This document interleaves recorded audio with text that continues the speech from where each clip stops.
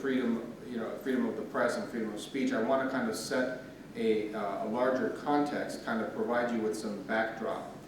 And one of the things that I think is important to call to mind is that what happened in Egypt in the summer of 2013 is not simply a military coup, right? It wasn't just a military coup. See, some of my colleagues and friends and even family members back in Egypt, and I was living in Egypt at the time, they thought that what would happen was that there would be a coup, but it would be a nice coup. The military would remove the president and then sort of restore the democratic process, and many of them said there would be a new round of elections and the elected president would be allowed to run in the elections, right? But actually, something very different happened. What happened on July 3rd is that the elected president was arrested, and his entire presidential team was also arrested. On the same day, hundreds of arrest warrants were issued for members of the elected political party. On the same day, all of the oppositional television networks were shut down. Okay? So what you see happen, and what I've been arguing for 3 years, what you see happen on July 3rd and then continue for the next several months and now years is an entire campaign of elimination. I've borrowed from Daniel Goldhagen, who spoke about the eliminationism, right, of the Jews in Nazi Germany. What you have in Egypt, obviously on a much smaller scale, is a type of eliminationism. The attempt to remove all vestiges of this political group, the group that had won several democratic, free and fair elections, from political and public life. I think this is very, very important to call to mind. This wasn't just a military coup. This was a campaign, and is a campaign of elimination. Obviously, just to recap, and I'm sure most of you, if not all of you, know this, but following the July 3rd coup, you then had a series of acts of repression. You had several large-scale massacres against protesters. This is a feature of the current Egyptian political order. Okay?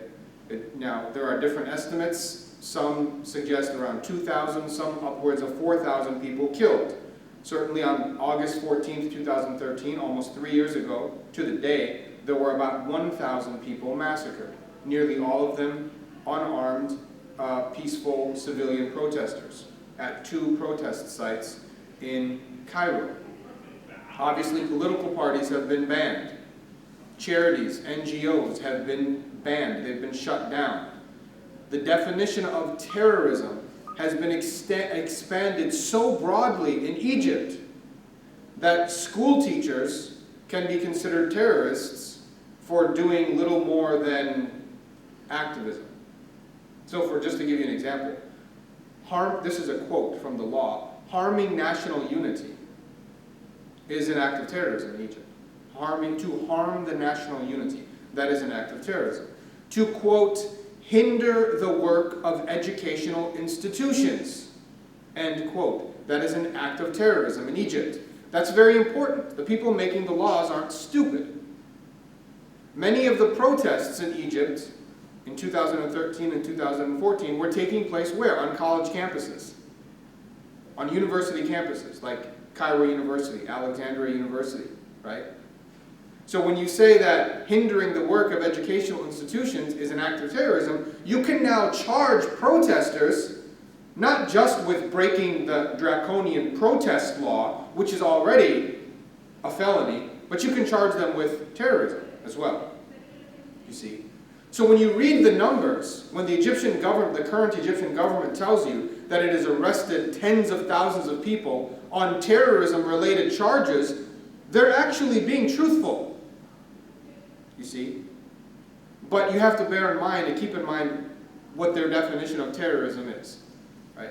The overwhelming majority, as Human Rights Watch Amnesty International, Human Rights Monitor, and other international human rights groups have noted and documented, the overwhelming majority of people who have been arrested in Egypt, we're talking about 50,000 people, give or take, have been arrested on non-violent political charges. Okay? That's what we are dealing with. That's part of this larger backdrop. One of the things that's both interesting and I think tragic is the extent to which many people in the Egyptian populace have embraced this campaign of elimination, embraced the arrests, embraced the banning of political opposition, embraced even the massacres, celebrated, in fact, the massacres, right? How is this possible? How is this possible? Well, I think one answer lies in the Egyptian mass media, and that's what I want to look at. But as Shadi Hamid of the Brookings Institute has argued, in his opinion, and I agree with him, he says many Egyptians seem to have lost their humanity. Many Egyptians seem to have lost their humanity in all of this. Because we can rightfully disagree, right, about politics. You could think that the former president, Mohamad Morsi, was a good president. You could think he was a terrible president. All of that is fair game, certainly, for discussion. But to support, mass arrests, to support massacres against unarmed civilians, to support mass death sentences. There have been several mass death sentences. In one sentence, 583 civilians were sentenced to death for allegedly killing one police officer. 583 people sentenced to death over the alleged killing of one police officer in a trial that lasted an hour and a half. The trial lasted about an hour and a half, over 2 days. Okay? Many Egyptians supported this. Many Egyptians celebrated this. And again, like I said, part of the answer lies in the mass media, and that's what I want to think about and talk about. Not just the mass media, but the entire discursive structure in Egypt. The entire political narrative governed by the current regime and its obsequious media apparatus. I was in Egypt. I was teaching at the American University in Cairo when all of this was happening in 2013 and the beginning of 2014. Something interesting, actually the day that I left was the day of the referendum on the Constitution, the current Constitution, January 14th, 2014.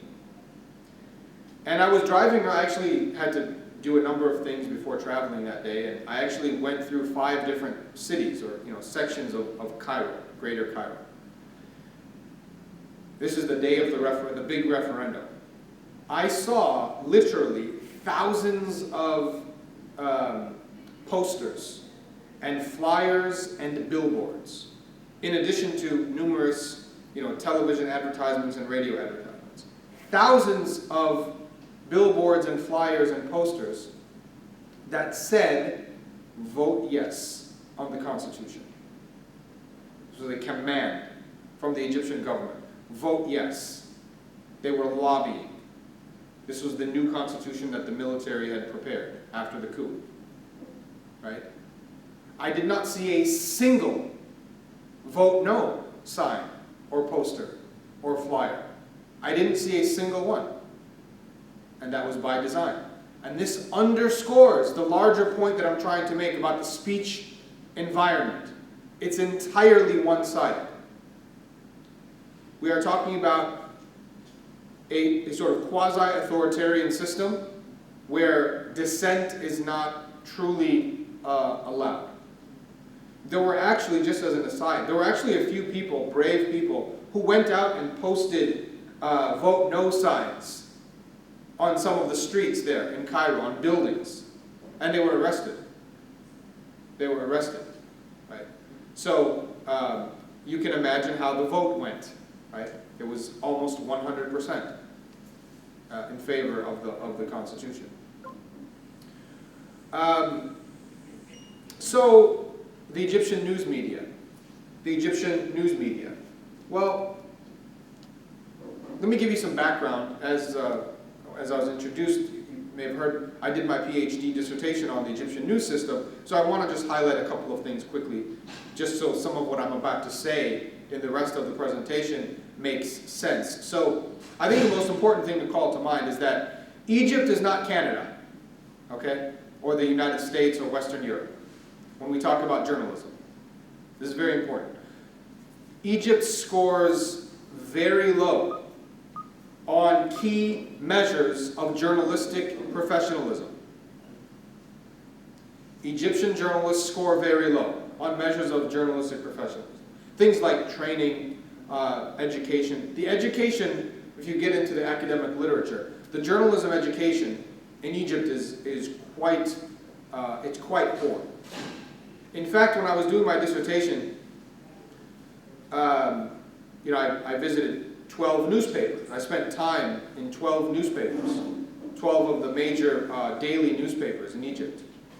And the journalists there, pretty much without exception, complained to me that they didn't learn how to do journalism in college.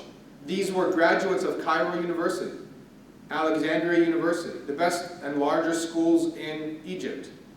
They didn't learn how to do journalism. They didn't learn how to write stories, for instance. They didn't learn how to conduct interviews properly. In fact, in every newspaper I visited, this was something that blew me away initially, there is a section in every newspaper, until this day, there's a section in every newspaper called the desk. A disc. That's what they call it in Arabic, a disc. Okay. Now you all know some Arabic. So, what is the desk? I was very curious about this. There's like 5 journalists that just sit there. They were all men, and they were older, right? So what is this desk? He said, those are the people that actually write the stories.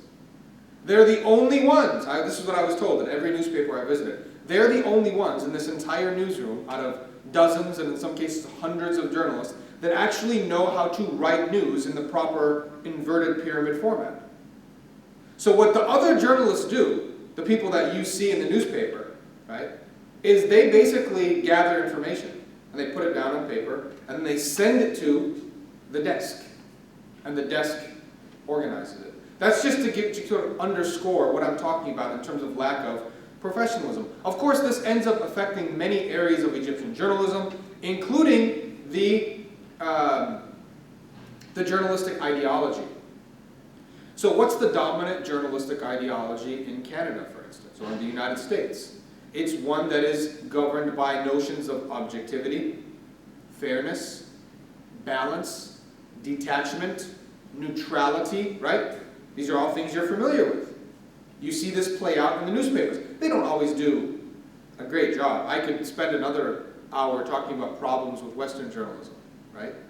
But certainly, journalists in the West generally try to be fair.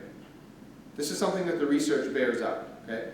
Problems in Western journalism are associated with what scholars call structural constraints, right? Structural constraints. The problems, for instance, associated with corporate control over the mass media, the influence of advertisers, the subtle, insidious influence of advertisers, the influence of elite official sources, because we rely in the West on official sources. We want to know what the Prime Minister says, for instance. So this creates a type of structural problem. But the problems in the West, in Canada and the US, they're not the result of journalists intentionally, right? Intentionally biasing news reports. In fact, most journalists go out of their way to try to be fair and balanced. They overcompensate for their own intellectual or ideological biases. Which is why, for instance, in the United States, we know this from the data, most journalists are liberals. We know this from the data. This is why you hear conservative commentators in the United States talk about the liberal media, right? Well, they're only half right. They're right that the journalists are largely liberal in the US. But they're wrong to suggest that there is a liberal bias.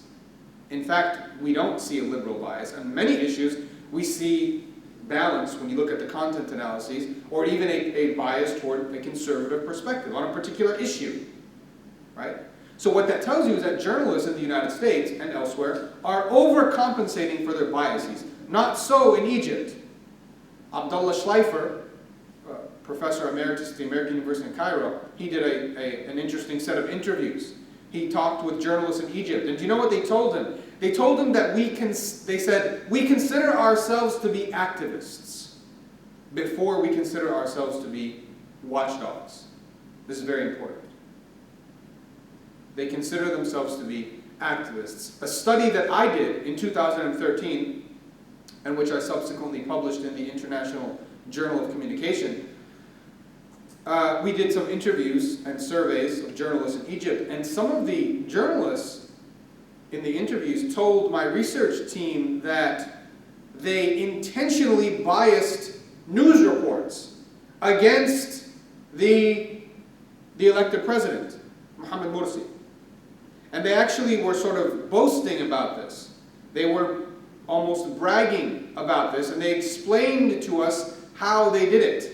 They explained to us how their editors taught them to sort of bias these news reports. Some broadcast journalists in Egypt went on record bragging that they should be given credit for the regime change of the summer of 2013. People like Lamis al-Hadidi, Ibrahim Isa, Khairi Ramadan, and others, they bragged. They came on Egyptian national television and said, we deserve the credit because we successfully demonized this president that we tried and wanted to get rid of the entire time. So this is an important part of the context. This is an important part of the context. We don't see the same kind of tit-for-tat balance. You read Western newspapers, right? And you see that there's sort of the voice, and then there's critical voice, right? They'll often interview two sides. Maybe the conservative side and the liberal side. In the same article. I'm sure you've all seen this many, many times. Same thing on the television news. Not so in the Egyptian news. Once I was watching On TV. On TV is a satellite news network in Egypt. I was doing some research. And I was waiting for some sort of evidence of just any kind of balance. I watched for 75 minutes. 75 minutes, an hour and 15 minutes. In 75 minutes, On TV had on 9 different guests, all saying the exact same thing. Every guest for 75 minutes, and then I turned it off. I can't watch, I can only watch so much, right? Every guest for 75 minutes was saying the same thing. They had a particular ideological outlook. So what I want to look at briefly is I want to look at 3 time periods. I want to look at the pre-coup period, right? That 1-year period directly preceding the coup, because I think this will help explain some of what I talked about at the beginning. How did this all happen? How did we get to this point? How is it that Egyptians would elect a president and then remove him only 1 year into his first term? Right? That's a big question. It's very perplexing to a lot of people. And then I want to look at the coup period and the period right after the coup, and then I want to look at the present time. So 3 periods. So what happened is pretty remarkable, right? I mean, if you stop and just think about it, right? We have this Egyptian revolution happens in 2011. Egypt is coming out of decades, 60 years of military dictatorship. And they overthrow that almost overnight. And there are some ups and downs and some obstacles, but ultimately they elect a president and they elect a parliament and they have a referendum, a free and fair referendum for a new constitution. And 1 year into the elected president's first term in office, many Egyptians said, we want this guy removed. We want to go back to the military. It's pretty remarkable when you just stop and think about it for a second. Right? So how did we get there? Well, I would argue as a media scholar that examining Egyptian media is very, very close. Because if you, is very, very important, I should say. If you look at that 1 year period directly preceding the coup, coverage of the elected president, Mohamad Morsi, and the group from which he hails, the Muslim Brotherhood, was explicitly propagandist. And I want to give you some examples. The Muslim Brotherhood and Mohamad Morsi were talked about during that 1 year period as enemies of the Egyptian people. I'm talking now about Egypt's privately owned, independent newspapers and satellite news networks. Okay? They were talked about as enemies of the state. So what did we see? We saw news articles talking about, and this is a quote from one of the TV programs, a foreign conspiracy against Egypt, end quote. Mohamad Morsi and the Muslim Brotherhood, they won the elections, but they were engaging in a foreign plot against Egypt with the help of Egypt's foreign enemies, and there's newspaper articles for all of this, and also television news reports, with the help of Israel, which is very interesting, right? The Egyptian media spoke about the Muslim Brotherhood's close ties with Israel. That must be news to you, right? It would be news to Israel as well, and news to the Muslim Brotherhood. Believe me, anybody who studied political science. I mean, it's a completely preposterous notion, but it was advanced regularly. In fact, on my own college campus, there were, academics who would stop me and say, look, this is basically a Zionist government. The Muslim Brotherhood. There's basically a Zionist government running Egypt. This is what they believed. Okay? Close ties to Iran. The Lebanese faction Hezbollah. And what's interesting too is all of these parties, they don't get along themselves. Iran and Israel and Hezbollah and the United States. One of the newspaper headlines, famous headlines in a major daily newspaper in Egypt, said that Barack Obama, the President of the United States, is one of the leaders of the global Muslim Brotherhood. So they sort of one-upped the rhetoric in the United States from the Fox News types, which say that Barack Obama is secretly a Muslim. They one-upped them in Egypt and said, well, not only is he a Muslim, but he's a member and a leader of the Muslim Brotherhood. And his brother, the report also said, his brother is a financer of the global Muslim, what they call the Tanzim al-Dawli, right? The global movement of the Muslim Brotherhood. The Brotherhood was talked about as being close with Hamas, the Palestinian faction Hamas. They were blamed for all kinds of things, right? Because they're seen as being close to the Brotherhood. They were blamed for a prison break that happened in Egypt in 2011. They were blamed for killing the Egyptian revolutionaries from 2011. We know that there were more than 800 protesters killed by the Mubarak government. It was the Mubarak government that was killing people. Everybody knows this, right? But the murders were subsequently retroactively blamed on Hamas, the Palestinian movement. Right? One of the headlines in the newspaper noted this. In fact, there was an interesting headline I have here somewhere, but one of the newspapers claimed that the Muslim Brotherhood and Hamas had collaborated with the Knights of Malta to kill the Egyptian revolutionaries in 2011. Okay. So this is the kind of thing that we saw. We also saw articles about suggesting that the Brotherhood was not really loyal. Morsi was not loyal to Egypt. He didn't care about Egypt. He didn't care about Egypt's national borders. There were articles, and you have to try not to laugh at some of these, but these are serious news articles. This is not from like The Onion or something like that. Do you guys have something like The Onion here in Canada? Like a French, is there an equivalent of The Onion? I don't know.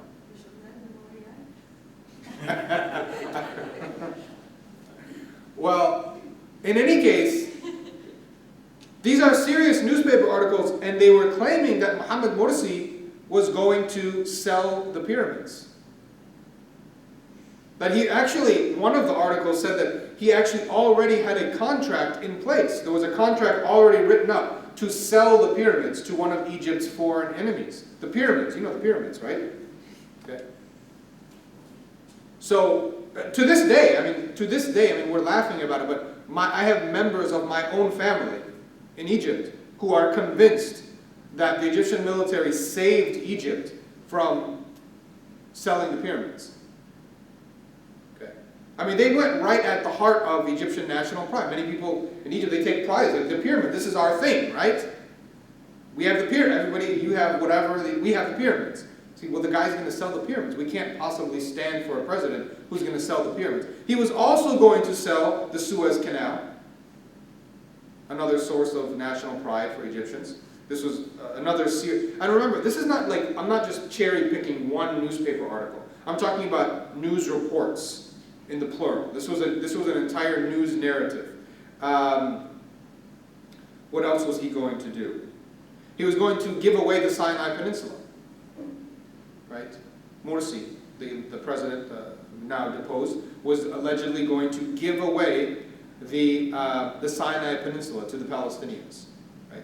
So this is why, in this context, you have a writer like Gamal al-Ghitani who wrote an op-ed who said, in a very well-publicized op-ed in an Egyptian daily, he said that the Muslim Brotherhood winning these elections in Egypt constitutes, quote, a foreign occupation, end quote. That's the word, those are the words that he used.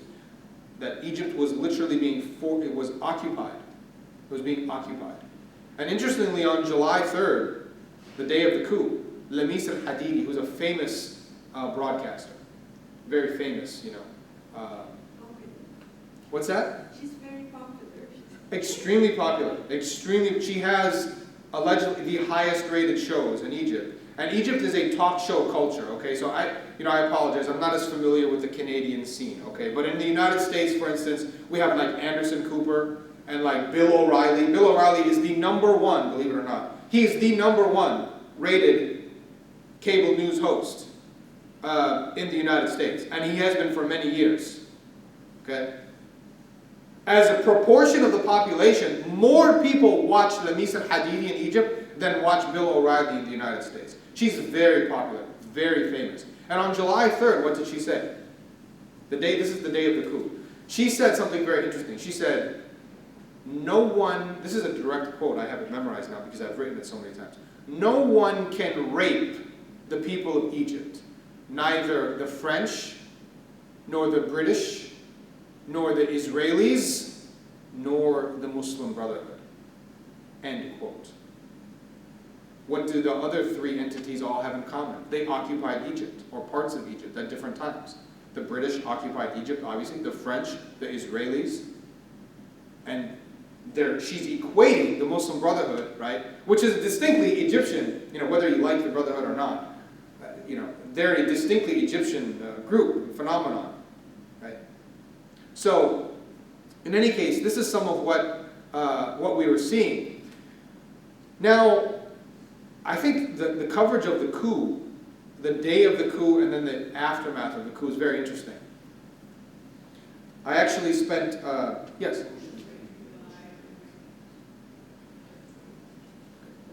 Are we worried about time? No. We have question and answer after that. I'm sorry? No, go ahead. It was a question and then we have the question and answer. Oh, okay.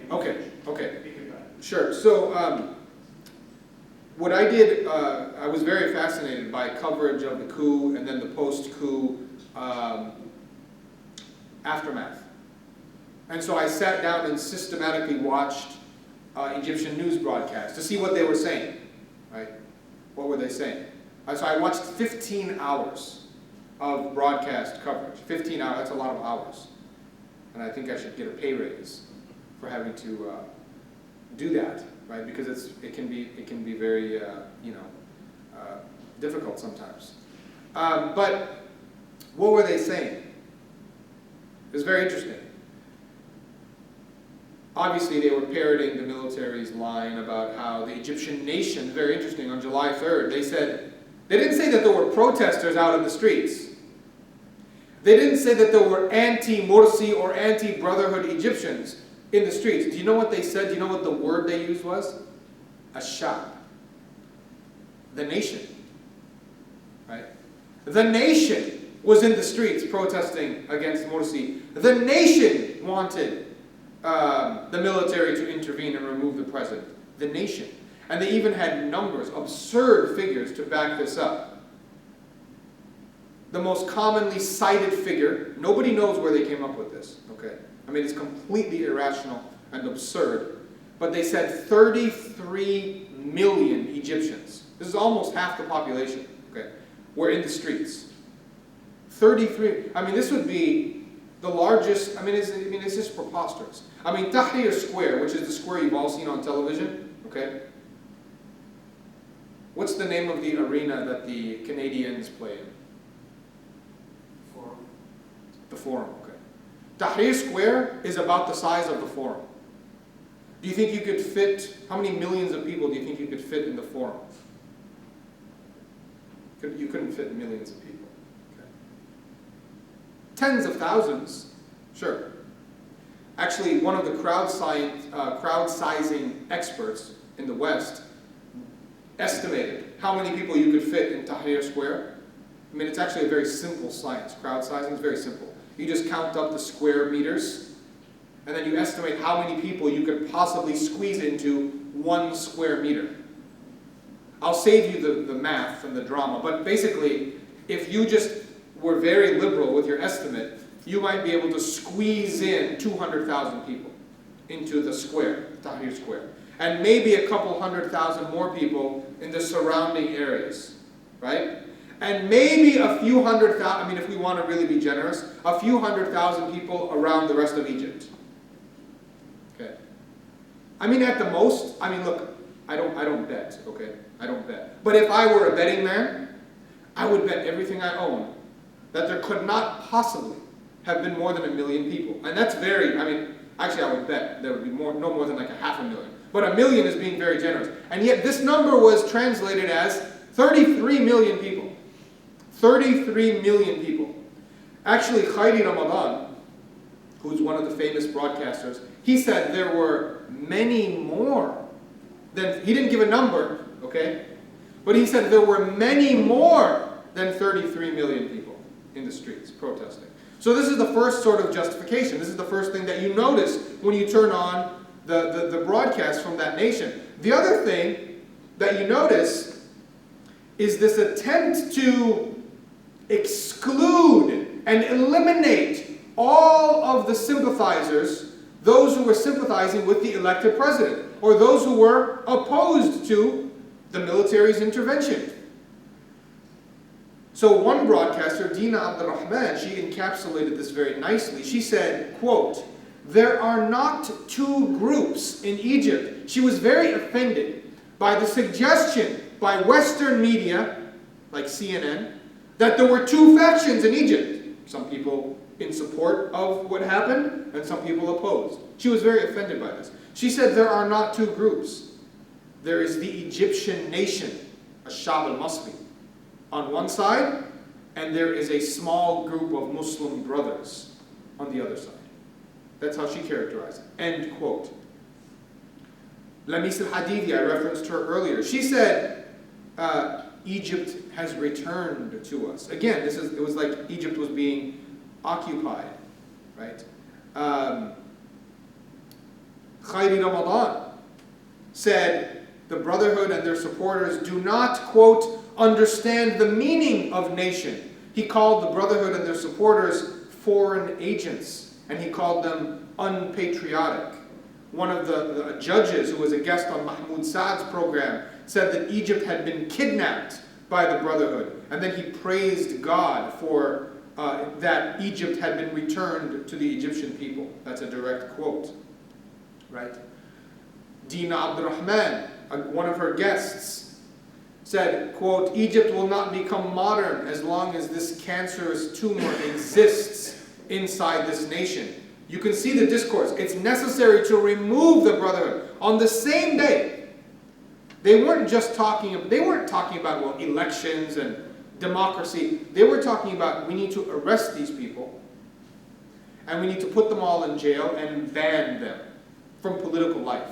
Remember, this is the group that won 5 straight elections, right? Free and fair elections. By all accounts, the most popular group, any political group in Egypt. Interestingly, even after the coup, right? Long after the coup, months later, after Morsi had been arrested and charged with espionage and all kinds of other crimes, he still had an approval rating of 44%, according to Pew and Zogby, the only organizations to do scientific polling inside of Egypt. 44%, that's higher than most of the Western leaders. Okay? So, this narrative is profoundly absurd. It just contradicts everything that we know from the empirical data. So, this is what we see on July 3rd and in the aftermath of July 3rd. One of the songs, it wasn't just news media. I mean, I studied popular culture and media as well. There was a song that was released. And the chorus for the song, I won't sing it. I'll spare you the horrors of listening to my singing voice. But the chorus of the song said, "You are a nation, and we are a separate nation. You have a Lord, and we have a separate Lord." This was a popular Egyptian singer who's obviously loyal to the military, speaking to the Muslim Brotherhood and their supporters. You have a nation, and you are a nation, and we are a separate nation. You have a Lord, and we have a separate Lord. Let me fast forward a little bit because I've been given the 10-minute warning. Let me talk about what happened on August 14th, because I watched that coverage as well. August 14th, 2013 is the day of the largest massacres. Okay? In fact, the Rabaa massacre is probably the largest massacre of protesters in modern world history. Okay? I mean, it's a very serious crime that was committed. What were the Egyptian media saying? I mean, you probably remember some of the coverage here in Canada. It was very critical. Canadian coverage, American coverage, European coverage. They were saying people are being massacred in the streets. You had videos of literally unarmed people putting their hands in the air, and they're being shot by the police at point blank range, right? What were the Egyptian media saying? As you might by now be able to predict, based on everything else that I've said, the Egyptian media were praising the police and the military as heroes. They were praising them as heroes. They were calling the anti-coup protesters, those who were being killed, they were calling them khawana, traitors. You see, they said they deserved to die. The most poignant example, there was one station on TV again, which I referenced earlier. They showed some footage of the police and the military dispersing the protests, and they had as background music the music from the movie Rocky. You know, the heroic music, you've all seen Rocky. Another station, another network, just so you don't think that's an absolute aberration, another network did the same thing, except they played the music for Pirates of the Caribbean. You see. So they were literally celebrating, calling the police abtal. They are our heroes for doing these things. They were thanking. You had broadcasters literally on national television thanking the police, right, for quote protecting Egypt. They even praised. This is the most bizarre part of all of this, is that they praised the police for exercising what they called dabt al-nafs, self-control.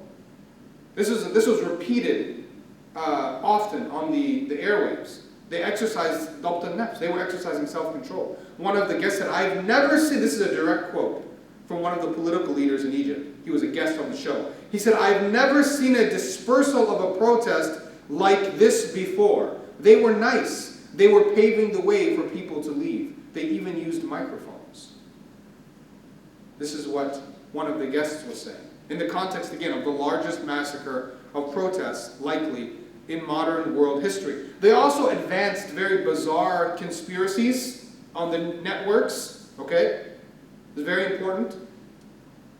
They justified the massacre at Rabaa, for instance, by claiming on Egyptian national television, not just once or twice, but this went on for weeks. They were claiming that the Muslim Brotherhood had killed 80 people and that they were storing the dead bodies underneath the stage at Rabaa al-Adawiyya Square. This is where the Brotherhood and their supporters and sympathizers had gathered to protest the coup. They gathered there for 6 weeks. Okay? The Egyptian media said the Brotherhood has killed 80 people, passers-by, and they're storing the dead bodies under the stage. It got to the point where pretty much everyone I was coming across who was supportive of what was happening believed this narrative. It was repeated so often. I hope I don't have to debunk it for you. This is completely ridiculous and illogical. You cannot store 80 bodies in 45 degrees Celsius heat in the middle of August. Okay, you can't do it. There would be a horrible smell. Everybody would know about it. Okay. It got to the point though where it was so ridiculous that David Kirkpatrick, who's a lead reporter for the New York Times, he actually had to write an article debunking this because he was in Egypt and he was seeing it everywhere. It's ridiculous. And people are coming and going 24 hours a day from the square. The square was open. Journalists were coming and going. People would have known if there were 80 dead bodies being stored under the stage. So this is some of what we see. Let me fast forward again. And give you some flavor about what's happening now. Things have largely continued along the same path as they began. The media apparatus continues to laud the current government right through its worst human rights atrocities, right through numerous failings, including many economic failings and disasters, such as the Suez Canal economic investment, right?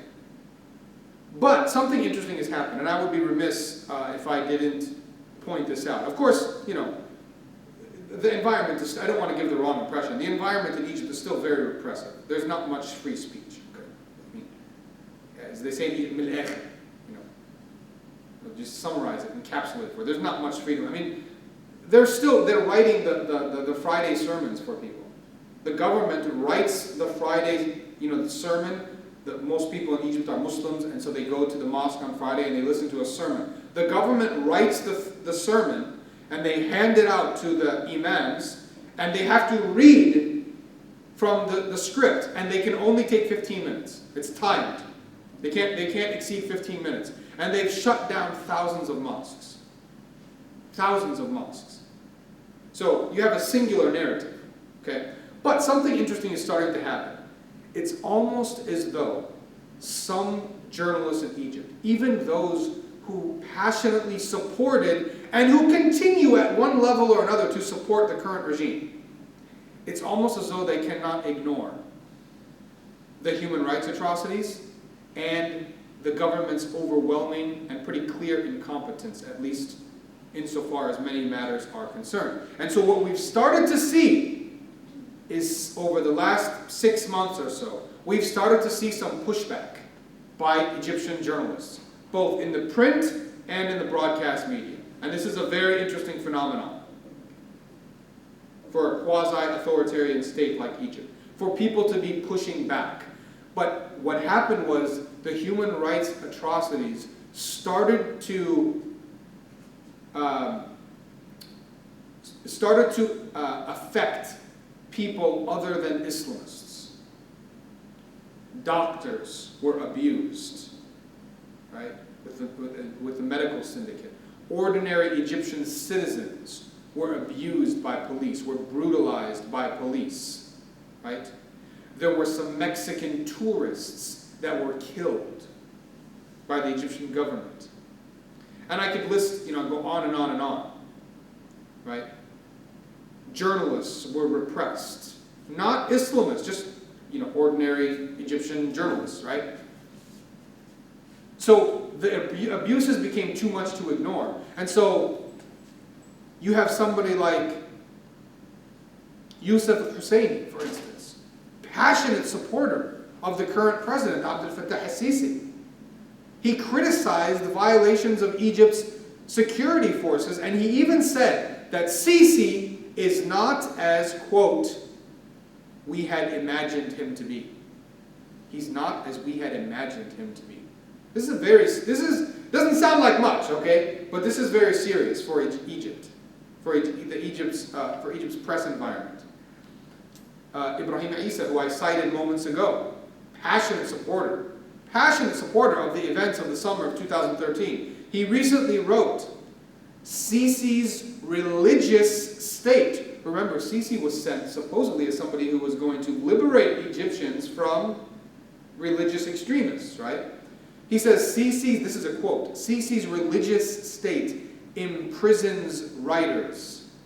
Under Sisi's leadership, the nation has gone back to a time when the conscience was interrogated, the human mind was put on trial, and the creative writer was jailed. Amr al-Laythi delivered a passionate anti-government rant. I'm just giving you some examples. He called the government blind. He called the government a failure. And he didn't call out Sisi by name, but he called government officials oppressors, zalimin. This is very significant because 3 years ago, even 2 years ago, maybe even a year ago, it would have been difficult to imagine. And what I'm suggesting is that we're getting to a boiling point in Egypt. Not that I believe that something is imminent, that we're going to have another uprising right now or tomorrow or next month, but frustrations are very high. Tensions continue to be very high within the elite strata of society, but also among the lay people. We have to understand what happened in 2013 really divided people, including divided families. Okay? I mean, people in my own family, just as a reference point, there are people in my own family brothers and sisters who do not speak. They're not on speaking terms. And this is almost every family. I'm sure the Egyptians in the audience could tell you. Almost every family has experienced this at one level or another. There is this deep social divide in Egypt. We're starting to see it play out now in the mass media. I think it'll be very interesting to watch what happens over the next year to 2 years with the media apparatus. To what extent are media members going to allow themselves to criticize and attack the government for its failings? That's something to keep an eye on, and as I always say, as the media go in Egypt, so goes Egypt, right? Because they control so much of the narrative and dictate so much of the public opinion.